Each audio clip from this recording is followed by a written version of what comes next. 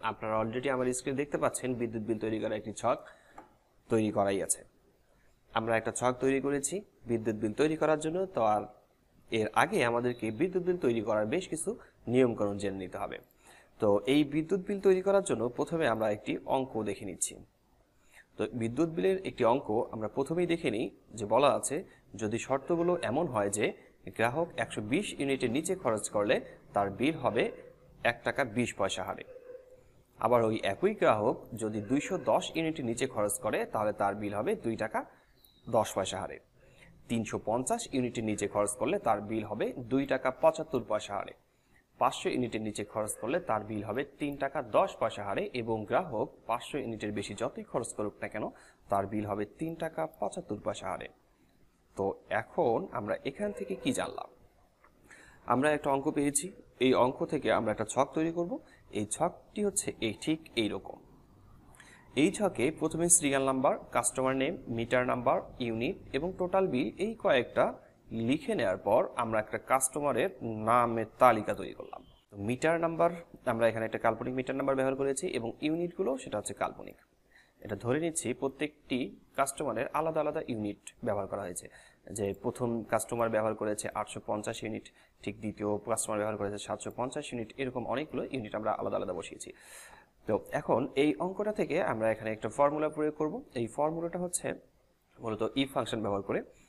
তো এখানে টোটালের বিলের ঘরে আমরা মূলত এই ফর্মুলাটা প্রয়োগ করব, এবং এই প্রথমের টোটাল ইউনিট কোথায় আছে সেটা আমাদেরকে খুঁজে বের করতে হবে। যেমন এখানে টোটাল ইউনিটের দেওয়া আছে D3 সেলে।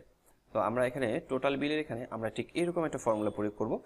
তো এখানে ফর্মুলা লেখার মূল কারণটা হচ্ছে যেটা হচ্ছে আমরা ফর্মুলা একবার লিখেছি, বাকি রেজাল্টগুলো বের হয়ে আসবে অটোমেটিক্যালি, আমাদেরকে বারবার এখানে আর ফর্মুলা প্রয়োগ করতে হচ্ছে না।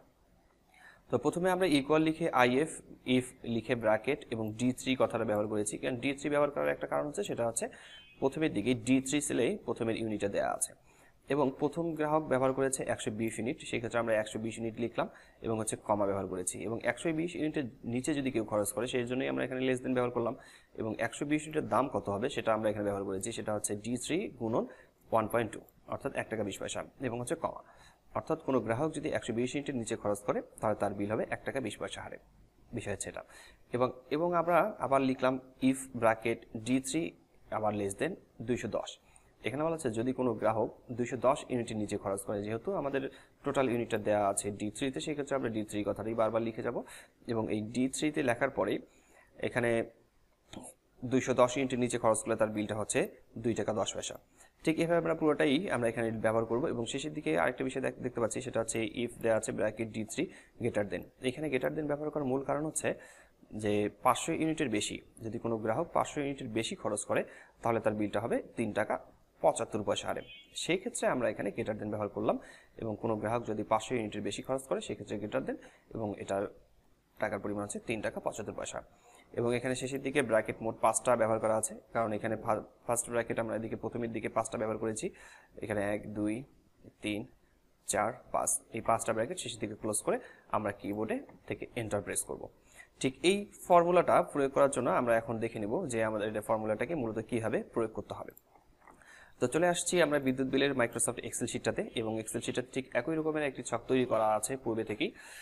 তো এখানে আমরা টোটাল বিলের এখানে আমরা এখন একটি ফর্মুলা প্রয়োগ করব। টোটাল বিলের এখানে ফর্মুলা প্রয়োগ করার আগে আবার বলে দিচ্ছি, সেটা হচ্ছে প্রথমের এই নাম্বারটি, প্রথমের এই ইউনিটটি কোথায় আছে। আমার এখানে ইউনিটে দেওয়া আছে D3 তে। আপনাদের যদি অন্য কোনো সেলে থাকে সেই ক্ষেত্রে আপনার সেই সেল নাম্বারটা শুধু বসবে এবং পুরো ফর্মুলাটা ঠিক আগের মধ্যে ঠিক থাকবে।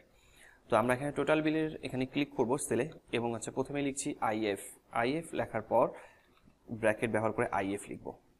প্রথমে ব্র্যাকেট এবং লিখব আইএফ, হচ্ছে ফার্স্ট ব্র্যাকেট। ফার্স্ট ব্র্যাকেট দেওয়ার পর আমরা আবারও বলে রাখছি, সেটা হচ্ছে প্রথমের ইউনিটটি কোথায় আছে সেটা আমাদেরকে মনে রাখতে হবে, এবং এই ইউনিটটি দেওয়া আছে D3 তে, এবং আমরা এখানে D3 লিখব।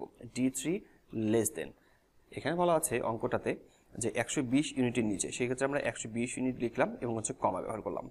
যদি কোনো গ্রাহক 120 ইউনিটের নিচে খরচ করে তাহলে তার বিল হবে 1 টাকা 20 পয়সা হারে। সেই ক্ষেত্রে আমরা আবার লিখব D3 গুণন, কম্পিউটারে মানে কিবোর্ডে গুণন চিহ্নটা স্টার মার্কের মতো দেখা যায়, এবং 1.2 এবং হচ্ছে কমা।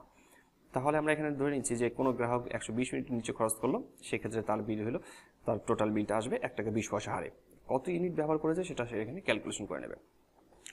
এরপর আমরা আবার লিখব if bracket D3 less than, এরপর 210 ইউনিট।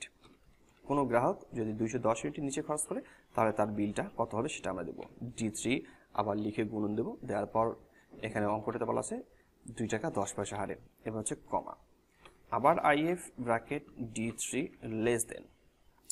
এখন যদি কোনো গ্রাহক 350 ইউনিটের নিচে খরচ করে তাহলে কত টাকা বিল আসবে। D3 গুণন 350 ইউনিটের বিল হচ্ছে 2 টাকা 75 পয়সা, আবার কমা। আবার if bracket D3 less than, less than তো মাস্ট ব্যবহার করতে হবে, এবং হচ্ছে 300 ইউনিটের নিচে, 350 এখানে 500 ইউনিট হবে, 500 ইউনিটের নিচে, 500 ইউনিটের নিচে যদি কোনো গ্রাহক খরচ করে তাহলে তার বিলটা হবে 3 টাকা 10 পয়সা হারে। হ্যাঁ, এখানে হবে 500 ইউনিটের নিচে যদি কেউ খরচ করে, যেহেতু আমরা এখানে 2 টাকা 75 পয়সা লিখেছি সেক্ষেত্রে এখানে হচ্ছে 3 টাকা 10 পয়সা হারে। তাহলে D3 গুণন 3.1। এরপর হচ্ছে আবার আইএফ ব্র্যাকেট D3, এখন গ্রেটার দেন ব্যবহার করবো, কারণ শেষের দিকে বলা আছে যে যদি কোনো গ্রাহক 500 ইউনিটের বেশি খরচ করে তাহলে তার বিল হবে 3 টাকা 75 পয়সা হারে।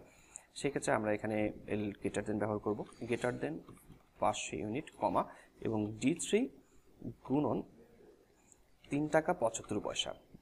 এরপর আমরা ব্র্যাকেটগুলো গুণে দেবো। আর একটা বিষয় সেটা হচ্ছে ফর্মুলাটা আমরা যখন এখানে লিখলাম তখন কিন্তু উপর দিকে ফর্মুলা বাড়ে, ফর্মুলাটা পুরাটাই এখান থেকে দেখা যাবে।